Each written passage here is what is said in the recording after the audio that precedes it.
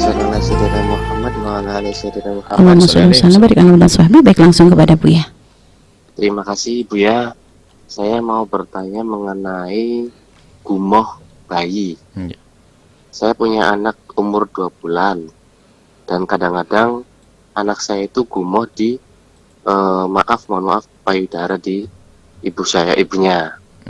Nah, yang saya tahu, yang saya dengar itu gumoh termasuk dari najis. Nah, tapi dari istri saya dibilangnya kalau misalkan mulut bayi itu dicuci air atau diteteskan air dengan sendok, itu kata dokter katanya jangan dimasukkan apa-apa dulu selain ASI. Nah, di sini untuk masalah sholatnya istri saya termasuk kesulitan karena harus bolak-balik ganti baju. Itu gimana Bu ya ini ya? Baik.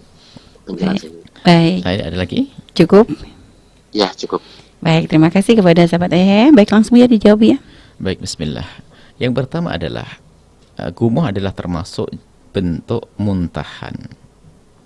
Dan muntahan adalah najis dan ini disepakati tidak ada khilaf dalam ini. Jadi muntahan adalah najis.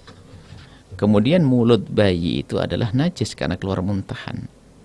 Dan selagi tidak berkumur tidak akan bisa suci. Kalau orang dewasa bisa dikumurin.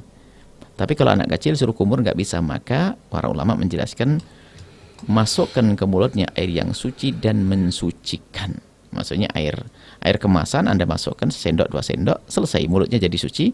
Maka setelah itu kalau meminum susu kembali, netek kembali minum susu, maka akan suci mulutnya. Nah, selagi belum, maka tetap itu adalah tidak suci dan najis.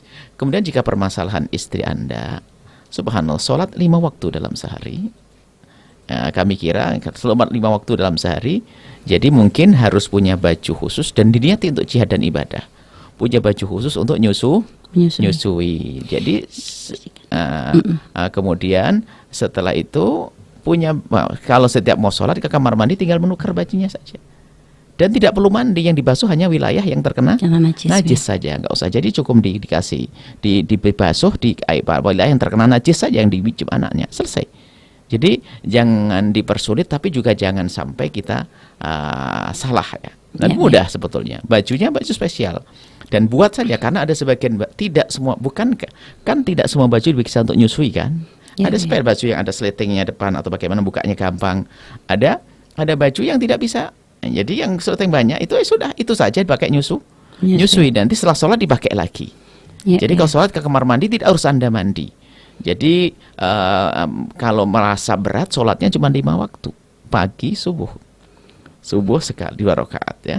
Habis itu panjang waktu tuh, duhur antara asar masih ada waktu, jadi tidak keburu-buru insya Allah. Jadi masih bisa diupayakan. Nah, hanya dipermudah saja caranya, mencucikannya adalah wilayah itu saja. Tidak harus seorang ibu harus mandi lagi.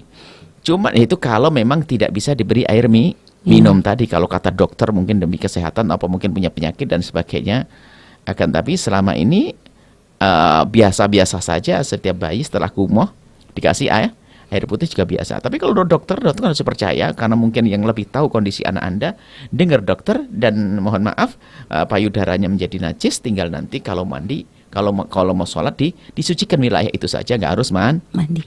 Dan misalnya Bu ya, mohon maaf Bu ya, jadi ketika seorang ibu menyusui gitu kan, terus ternyata tadi ada gumoh dari anak itu tadi, kalau asalkan nggak kena baju juga kan, baju nggak harus ganti ya Bu ya. Enggak. Dan juga kalau misalnya mungkin mohon maaf sebelum payudaranya ditutup, mungkin disucikan terlebih dahulu, itu langsung Bu ya, itu bisa Bu ya. Jadi habis diminum oleh anaknya, baru nanti disucikan. Cara mencucikan mohon maaf mungkin membungkuk di wastafel, di kamar disiramkan air secukupnya, sudah cukup itu.